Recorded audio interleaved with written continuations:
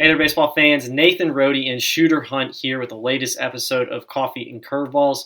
Shooter, we've been running through 2022 future games coverage, and this episode we're talking about some guys that rose to the occasion under the spotlight in front of hundreds of coaches and just filled the stat sheet. Yeah, and my favorite thing about these guys and seeing that they succeed is that everybody there is really good. And everybody wants that college scholarship for guys to see them. And then this 4-day window, you come at the right time, the right moment, you ball out.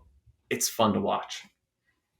Yeah, it certainly is. So let's start off with Missouri's Xander Schmidt. And the week doesn't get any better than this. 7 for 7, 4 doubles, couple walks, 5 stolen bases. I mean, 4 of those doubles, obviously 4 doubles. He's on second base, so he's stealing third at some point. But 7 for 7, can't argue with that. That's a big, big weekend. Yeah, this future game Hall of Famer right there. Not to mention he backpicked a guy from behind the plate. So what a week from Xander Schmidt on a very talented Missouri squad, which played in the last time slot, which was loaded at the event, the absolute last one. And he just refused to get out. Yeah, he certainly did.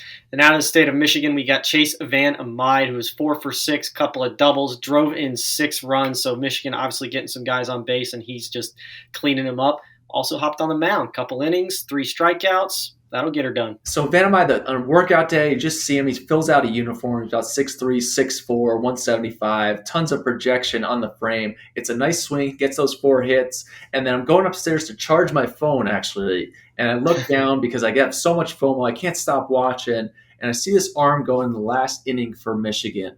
And I'm saying, that's that Van Amide kid. That says 86, 87.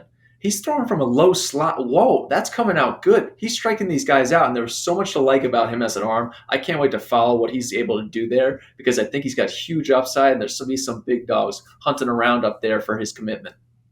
And then out of the Pacific Northwest, more specifically Washington, you got Emerson Fleck, 3 for 5, a double, 3 walks. He also jumps on the mound, a couple innings, 2 strikeouts, sitting in the high 80s. Nice little trip for him. Great name, Emerson Fleck. And he hops up there during the workout days, some real physicality. It looked like a bunch of Paul Bunyan guys coming down from the Pacific Northwest to really take some hacks. Fleck was one of those dudes. Shows up in game, 3 for 5. He's up to 89 on the bump. What's not to like about that? An athlete, potential two-way guy, get him up there, get a good school. They're coming after him. He came down to Georgia and balled out.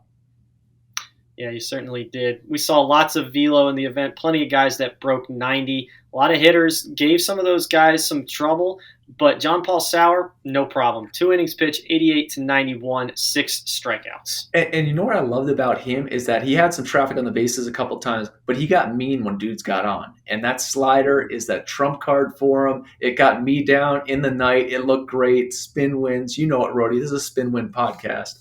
But he hopped up there, was able to get those swings and misses, which everybody craves. Attack the zone. Looks like a bulldog out there, especially when guys get on base, and you just do not give up runs. He refuses. 6 strikeouts. Let's get it. Yes. And then in New Jersey, we got Jake Hallett, who came out strong, hit 2 bombs on the event, finished 4 for 6, but those 2 bombs came in the same game. Yeah, 2 jacks against the Midwest, went oppo down the line to right, and then hit an absolute no-doubter to left. And then another team, Jersey, was playing in that last time slot. He hits a missile off a good arm early on, up the middle. He was another fun one to watch, part of that Niners program there in Jersey. I'd expect him to be getting some Northeast love. Indeed. Out of Illinois, we got Brendan Tunick, who had a bomb on the weekend, 5 for 9, couple of RBIs. Tell us a little bit more about him. A lot of the guys at this, we're talking about those top prospects, those top players. They're kind of easy. You see them. They got the square shoulders. They're filling out the uniform. We've heard about them in the past. They have those big metrics. Tunick was one of those guys for me that was that sleeper where I really like the way this kid swings. Everything's balanced. The hands work. He's still got some more physicality coming from there. That's what I saw in the workout day, in the BP day. And then he goes into games and goes 5 for 9, hits a home run. He's player of the game for Illinois. I really like the upside. I think he's going to really hit, and his best days are ahead of him. Now out of Arkansas, we got Jackson Kercher, 3 for 7 on the weekend. Tell us a little about him. Kercher. He's a beast in the box. Actually reminded me of a kid, Brad Cumbus, that was at Mississippi State. Square-shouldered, right-handed hitter. It just comes off the bat different. He can run. Just had a great week. Lots of triples. He's getting out there, letting that athleticism show. And that Arkansas team, really good squad. But I thought Kercher, grabbed it and had the biggest week of anybody there. Excellent. And then wrap us up with a guy from Kentucky, Alex Martin, hitting 500 on the weekend, 3 for 6. Alex Martin had some notes from earlier in the summer, so seeing him do what he did, especially on that Team Kentucky, which after the workout day was one that I noted as everybody's got to see these guys because they just flat out hit. They come out to play, tons of energy, but Martin was up there to do vicious things at the plate. He swings dangerously with some intent. He's 6'3", about 195. It's a big physical frame. He's going to do impact in the middle of an order at the next level. Excellent. So rise to the occasion they did. Some guys filling up the stat sheet, putting on a big weekend in front of a few hundred college coaches. So good for them. Congratulations to those guys.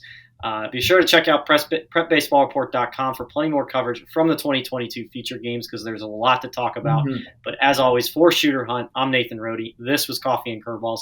And until next time, we'll see you guys at the ballpark.